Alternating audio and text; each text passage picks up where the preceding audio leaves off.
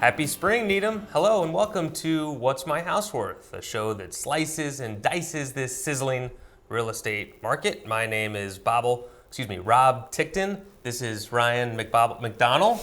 Thanks for joining us here today. Ryan, how are you? It's good, Rob. I'm well, thank you. Thanks. Good to hear it. It's great for you to be here with us. In today's show, we're going to be looking at the April sales data. It's been a pretty interesting month, to say the least, Ryan. Yep. We'll dive into it in a little bit, but before we do that, I want to tell you a little bit about who we are. We work with Hawthorne Real Estate. We are a design build company. We also provide brokerage services for our clients, and sometimes we do it all. With that being said, let's dive right in. Ryan, what do you say? Yeah, let's get started. Let's take a look at the big numbers. Sounds good. For the month of April, Rob, per MLS, we had 21 single-family homes selling. That gives us a jump from 14 last month. So I think it's starting with an average list price this month of $1.131 million, up from just over $1 million last month, with an average sale price of $1.12 million, also up from just over $1 million last month. But the numbers that I like, Rob, we had homes that were selling at an average of 99.3% of their list price and 98.5% of their original list price. And those are two very healthy numbers. Numbers that we have seen them before, yes, but hadn't seen them necessarily in the past few months. Yeah, both of those digits were up from the month of March. And then the average sale price per square foot of $344, that's very, very healthy, and that's up a little bit from $342 in March. But the big one, Rob, average days on market dips considerably down to 74, down from 192 in March, which would tell me that it is starting. And by that, I mean spring market properties are coming on and they are going off. Yeah, I would say not only has it started, but it's here. On. It's on. It is game on in Needham right now. Ryan, the one thing that jumped off the page as I looked at that sales data is the fact that there were 21 sales, okay, with an average sales price of $1,124. Last year, same month, there were 25 sales with an average sales price of $812,000. Right. It's the Needham market is very healthy. The properties that, I mean, we say it all the time, priced well, good locations, they go on and off quickly. It's never been more evident than right now, what we're witnessing out in the market. And I think it's a frustrating time to be a buyer, yep, but it's also, you just really can't complain about a strong, healthy, robust residential real estate market, and we have that in Needham for sure. Also a frustrating time to be a buyer's agent in many cases as well. Yep. Let's take a look at how the trends are going over the past 6 months, and as we've alluded to, things are starting to turn up, and something tells me this is not a blip in April, that actually things are going to skyrocket from here. Right. When we take a look later in the show at the amount of homes under agreement, it'll indicate what we're in store for in our upcoming episodes. Yeah, there you go. But so, yeah, you can see the trend. I mean, climbing up the ladder, I think, as Rob mentioned, we'll continue to see that climb in the months ahead before it takes a dip down post the summer slowdown. But we're all looking forward to that, I think. Right, those April sales reflecting the back end of the winter as people were starting to kind of get some feelers out there also reflects some really tight timelines of some early spring purchases for people who are like, I'm ready to close tomorrow. And you had, we'll see one in particular, you had a sale that occurred in less than 40 days from soup to nuts, and that is remarkable. So April 2015, how does it shake out against the Aprils of yesteryear? And there you go, nothing really jumping off the page there necessarily. No, I mean, as you mentioned, the 25 last year, and the big difference, of course, being the pricing of those 25 sales versus the 21 this year. But still, good numbers. We had good productivity, good closings last month, and it's going to continue. All right. So with this being said, let's start to look at the individual sales. There were 21 total. We're going to start the way we always do, which is the smallest sales price, and work our way up from there. The first two actually seem to land pretty close to each other geographically, Ryan, both on Hunting Road. Let's get it rolling at 176 Hunting Road. That is the not-so-big seller. It sells for $449,900. Yeah, this one was on the market for a while. It started out at about $650 in May of 2014 originally. Went through some price reductions, ironically one price increase. A big price increase. Right, of $100,000 if I'm not mistaken. Yeah, I think in hindsight that might not have worked out very well. Yep. So this one, Hunting, it's a busy road. It's right up against 128. It's on the 128 side of 128. It's on the 128 side of 128, correct. So 128 is in the backyard. I think, getting the mid-4s, anytime you're picking up a house in the mid-4s in Needham, that's something to be said. There's something to be said for that, rather. This one, 1,800 square feet per the listing sheet. Public record has that as 1178, so there's definitely some lower level square footage being counted here, but still 450. Right, 26,000 square foot lot. Mm-hmm. Funny that it says on the listing sheet this is not a drive-by, when in actuality there's a lot of driving by going on behind the house. True. 296 Hunting Road. As I said, we stay there. It's on the other side, however, of... No, it's also on the same side of the street. 128, excuse me. Yep. So thoughts on this listing? I mean, this one was listed. I noticed when it was listed, October 24th. You are right at the end of the fall market as you're approaching into the doldrums of the winter holiday season. So, on the market for 144 days. Still, getting 510 off of a list price of 565. I don't think it was necessarily a bad number for the seller, but it's just a tough time of year to be putting your house on the market. Right, 3 price reductions. So both these houses, these first two, a lot of these houses are selling close to what they're listed for. These two had a lot of price reductions. Yep. It makes you wonder if it's kind of hard to convey to people who live so close to 128 that maybe their house is worth a little bit less than they thought because they're probably used to that location. They don't think it's that bad. Right. When in actuality, you're really shaving down your buyer pool. Yep, for sure. Yeah, so there you go.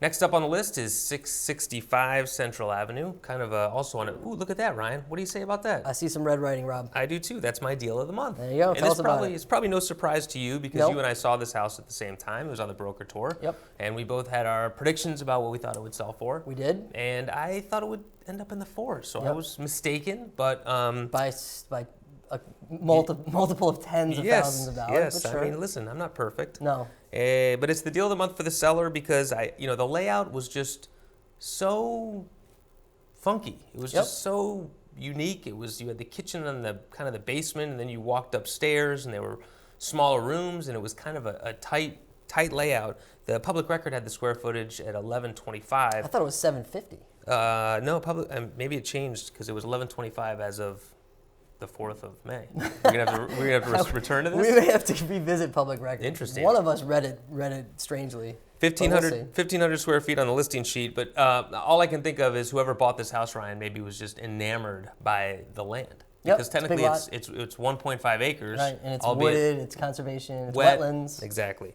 Yeah. So I just thought It's right on the avenue. It was a flip. Yes. It is on the avenue. It was a flip. And I don't know how they made out, but I certainly didn't think they'd make out this well. So it's my deal of the month for the seller. Good job, seller. Yeah. So if you didn't make money, at least you got the prize for the month. It's a consolation prize if I've ever seen one. 360 West Street is next up on the list. This house sells for $540, Ryan. Yeah, this was a big lot near the corner of West and Central. It was also listed as a land sale. The lot's over 13,000 square feet, and the house in public record is only 12,030 square feet, so there must be 300 or so in lower level living space included here. Yeah, it's funny how whenever you see the two numbers aren't aligned, it's always the listing sheet number that's always bigger. Tends to work out that way, yes. Yeah, but sometimes you see the numbers, they're not aligned, but they don't really say in the listing sheet why there's the difference. I mean, we say it almost every month. You always check public record. It should be the first thing that your buyer agent does, or even you do, because those records are available online, hence the public record aspect to them. Right. So it's always a good idea. So at least you have a framework for a discussion. You can ask the question, what's the discrepancy? Often there's a very good answer, but it's worth pursuing 100% of the time. Right, and I would say the best answer is probably that an architect measured it and has stamped a number that says it's that many square feet. Yep. Anything else about 360 West before we No, jump I think over we to can move Pine Grove? on over to Pine Grove. All right, let's do it. Over to Pine Grove, I don't know if I'd say it's a hot neighborhood, but it's definitely warm. It's simmering. It seems to be a lot of people are kind of turned on by that. Right area. here, I've got up and coming written in my. I put the neighborhood is warm. Yeah, it's warm, and that's a good way to describe it. It's up and coming. It's warm. It's getting some momentum. There's been a decent amount of development in that area. And if you're not familiar with where Pine Grove is, it's near Wayne and Cricket Field and kind of near Elliott School. I mean, William. I mean, walk to a lot and things from there. Yeah, I mean, it's convenient to the Heights. It's convenient to getting to Route 9. So and we're starting to see more activity there. The lots are larger on a general basis. This one we're talking about is 12,632 square feet. So little sloped. Little sloped, true. Not much. Yeah, I mean, I think you're going to start to see more and more activity over there. I do. All right. Yeah. So up and coming. Yep. There you go. 1453 Great Plain, a little bit more of an established area, Yes. for lack of a better word, a busier This intersection. is a tricky intersection, to say the least. This is right on the corner of Great Plain and Central, so it's tough to kind of get in and out of there, and I think that's why you're seeing this was a tough house to price. Without a doubt. Because it's very difficult to put a number on that street corner. I mean, at the end of the day, on paper, you're the buyer. You're getting 2,900 square feet for $690. That's a lot of square footage, and but you're just you're on a tough corner, and that's something that you can't upgrade as you grow into a house. You can always add a master bath or something. You can't upgrade the location. Right, and it's the other noteworthy component to this house is it was built in 1854, so an older historical home. It felt it walking through there for sure. A lot of sway in the floors. You had the bigger fireplaces. I mean, it just there are people who love that, eat that up, and so that's who this was for. It was those people. You could walk to Newman, busier location, a lot of things to consider, which explains why you said it was so hard to price. Heading down Central, from there, right, to towards 128. Yep. And then we swing a right, and we see 8 Arnold. Yeah, 8 Arnold, right near that Mills Field, that playground, which is a pretty nice playground. Yeah. That's nestled back there off of Gould in that little nook. This is an updated house. It's selling for $700, which I thought was a pretty good number for it, given the location, given that it's a. Well, so did the listing agent, I'm sure. Right. I mean, original list was $639, and it sells for $7. So this is one that's contributing to our very strong sales price as a percentage of list. So I mean, I was a little shocked by this landing price. I got to be honest with you. It was a candidate for me for deal of the month for the seller. I went a different direction, which I'm sure you're all eagerly awaiting. We'll unveil that later. Can't wait. But it was updated. The space in the lower level obviously is included in that 2552 number because it does not have a second floor. But all in all, I think this is a good deal for the seller. I think what you're forgetting about, though, Ryan, is the house was in really nice condition. Yes, it was. Move-in condition, didn't without need to doubt. do a thing to it, and I feel like we see time and time again, there is a premium for houses that you can just move right into. People have a lot going on in their lives, and they don't want to have to worry about spending $600, $700, $800, and then now who am I going to hire to do all these things to the house? So I think people are willing to overlook a lot of things, in this case, location, proximity to 128, to move into a house that basically doesn't need much done to it, and that certainly would apply to 8 Arnold Street. Yep, I would agree. 32 Speaking of candidates for deal of the month, 32 Mills Road was in my mix of potential deals of the month. I'm wondering if you maybe felt the same way. I mean, ironically, 32 Mills Road is nowhere near Mills Playground, but I mean, this one's on the other side of Highland. Quick sale. I mean, 4 days, and like you said, I think the price sort of surprised us. Yeah. I mean, getting 765, listing at 725. It is 1,700 square feet, so it's not a small house. Yeah, it has 2.5 baths. It was quaint. It was charming. Yeah, it had a little bit of finished space in the basement. I mean, there was a lot to like about the house. I mean, the location again isn't what you would consider to be something that's going to just fire a bunch of offers at it.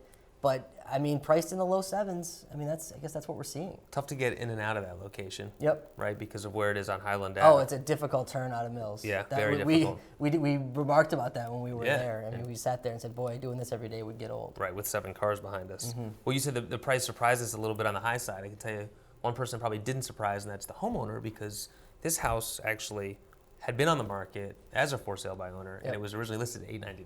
Right.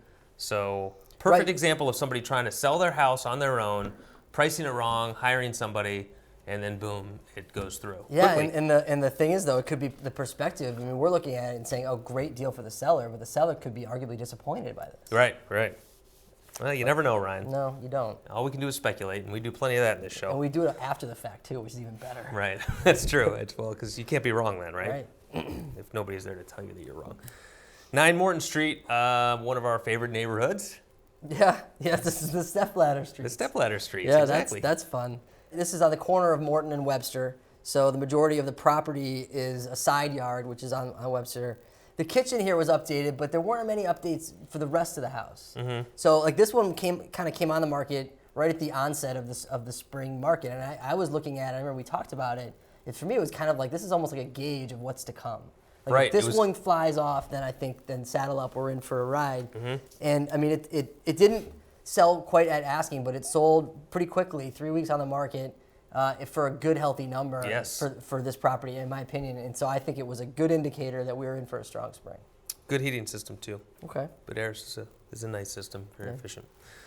A unique property coming up next year, 415 Warren Street. This one had a lot of different elements to it that made it pretty complicated to price as well. Wouldn't you agree? I would, and this one ended up being a land sale, and it's been subdivided, and it's on the market. There were two listings for some smaller new construction homes, modest, I believe is the listing agent put it. That's correct. And one of them's under agreement, the other one is still available. But I think this is it's a near town location. It's on Warren as you're heading towards South Street. It was a wooded lot, kind of sloped, but it'll be interesting to see the properties as they are redeveloped there. Well, I can tell you, 850, you're basically at 4.25 per lot. Yep. That's not bad. No.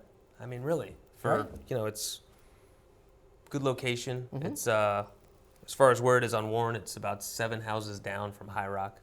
But I don't know. I don't mind that price if I'm buying that for $850. 32 Gordon Road is I think this one got a lot of chatter. This listing, something tells me, just because it was in a really good location, had a lot going for it in terms of Broadmeadow, Yep. correct? Walk to Broadmeadow, busier corner. Yeah. That's a long walk to Broadmeadow. Oh yeah, you're right. Walk to It's- Pollard. Excuse me. Walk to yes, Pollard. Yes. Sorry. You need like a scooter to get to Broadmeadow. Can you put scoot to Broadmeadow on a listing sheet? You could. It's on the corner of Webster and Gordon. Correct. So what I liked about this house is it has all the big ticket items taken care of. Yes. So like heating system, roof, windows, deck, like all the things that you hate spending money on because you don't get real tangible quality value out of them. Right. Done. But that said, it could use a little bit of work inside. So, but I mean, if I'm buying a house, I'd rather it be that than versus the other way around because I'd rather do the inside the way I want it. And I could, if the roof is new, the roof is new. So Right. I like it, and this one went way over asking. Way over 2 days asking. on market.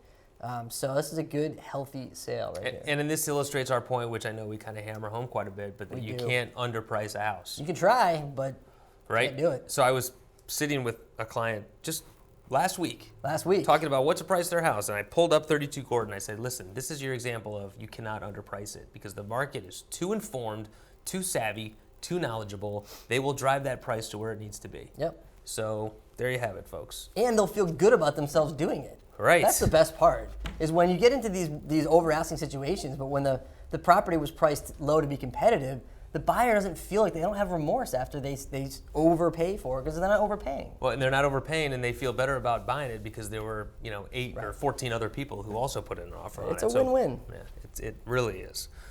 15 Powder House Circle is next up. We walked through this house. We did. And my one thing I remember about this house, Ryan, walking out of it, was thinking, yeah, that's not going to be on the market for very long. I thought it was priced extremely well, and there you have it. Sells for $6,000 more than what it was listed for. Love cul-de-sacs. Yeah, we're big fans of that for sure. It sold. Do you know this house sold in 2007? Did you catch that? No, what did it sell for? This house sold in 2007, so that would be, I don't know, give or take 7 years ago or Good. 8 years ago. I know. I was thinking, 7 and change. Okay. $720,000. Yikes. Yeah, so that kind of speaks to what's been going on in this market for the past 7-8 years. Yeah, I mean, the house is nice. Updated kitchen. The bedrooms and the closets, I remember, were very spacious and generous. The only thing I noticed was that the back deck took up a significant portion of the backyard, which I didn't love. But I would rather have yard than deck. But that is just me. How about patio? How do you feel about patio? You can work a patio in, but I feel like the patio is still kind of blends with the yard, Agreed. whereas a deck is like, deck, done, no yard. I like patio. Yeah.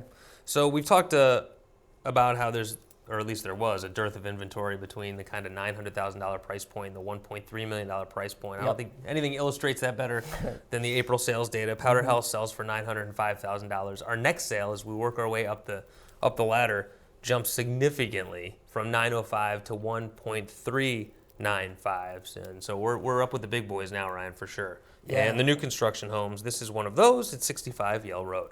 Yep. I mean, this is a big lot. I mean, this is talking about another neighborhood that I think there is almost like a conscious effort to try to get it going.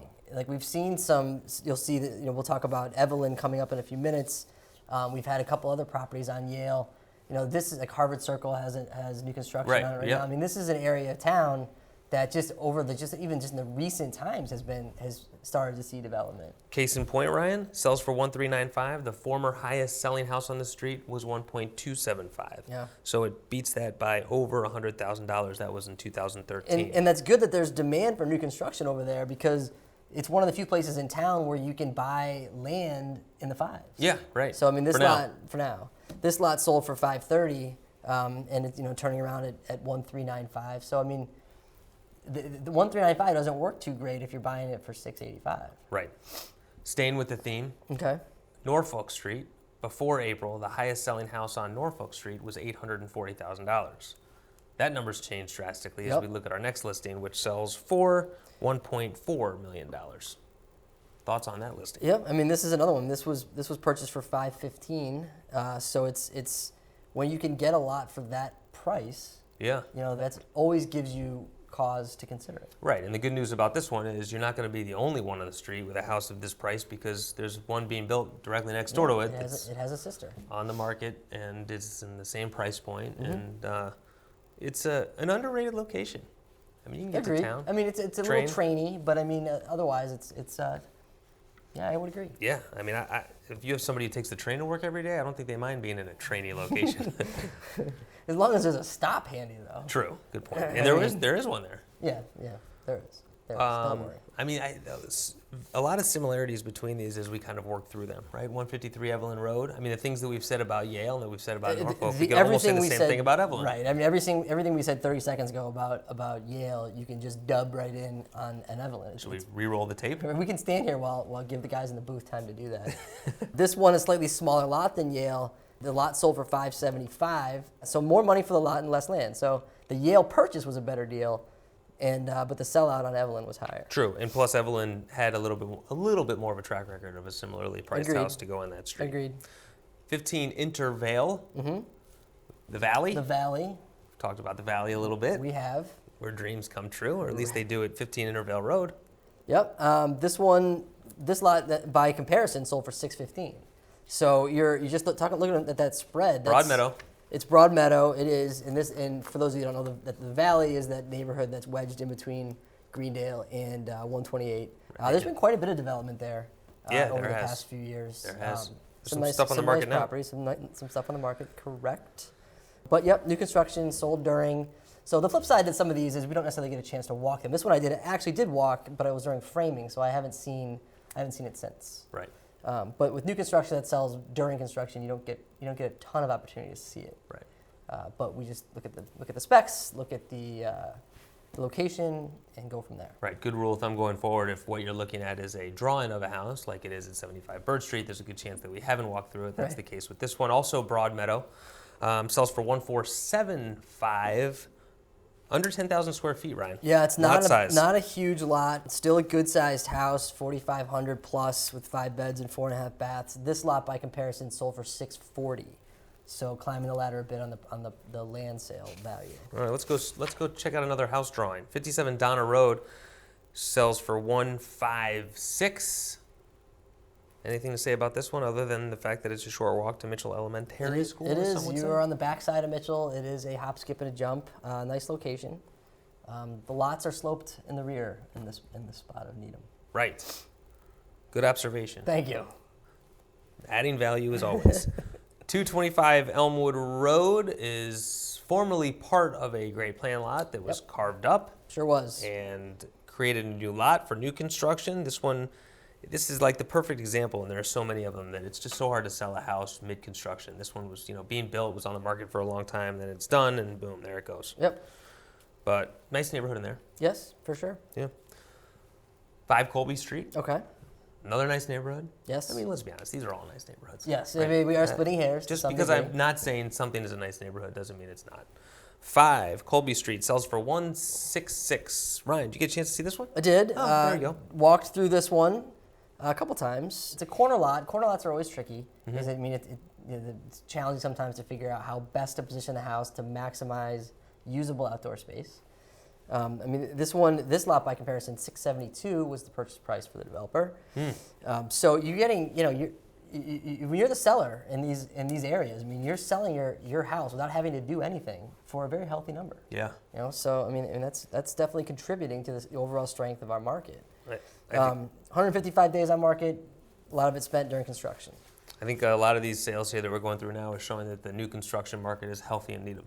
Yeah. Right? There's a lot of them. Yeah. Because it's two markets, right? Because Yeah. it's the market of selling the lot and then the market of reselling the house. So you're creating two separate transactions. All right, 66 Cutler Road, our last house, also a little bit of red writing. Let's cut to why this one, Ryan, is your deal of the month. This is my deal of the month for the seller. I mean, look no further than its price point. I mean, 3,495. So just to put it in perspective, do you know how many houses have sold in Needham in the last 10 years at $3 million plus? I'm going to say 3. How about 2, including this one? You know, the last one was in 2007. So given that alone, you don't even really need to go into the details of the house. It's just you're getting over $3 million in Needham. Good job, seller. That's my deal of the month. Not to sell this house short. It's a tremendous house, tremendous property, lots of amenities. You know, your nice pool, tennis courts, acre lot. It was on the market for 2 days. 2 days to sell a $3.5 million house. You think it's a little... Well, I'm not going to say it. I'm not going to say it. it. But good job. That's a great number. Again, it shows signs of Needham becoming that kind of town. All right, there you go. Yeah. Well said, well put, Ryan. Thank you. Time for a new segment on the show.